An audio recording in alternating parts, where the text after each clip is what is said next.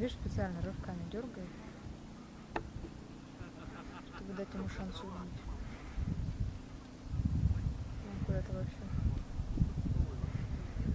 ищет вроде, но выводов не делает. Не увидит сейчас. Вот, сейчас он меня увидит.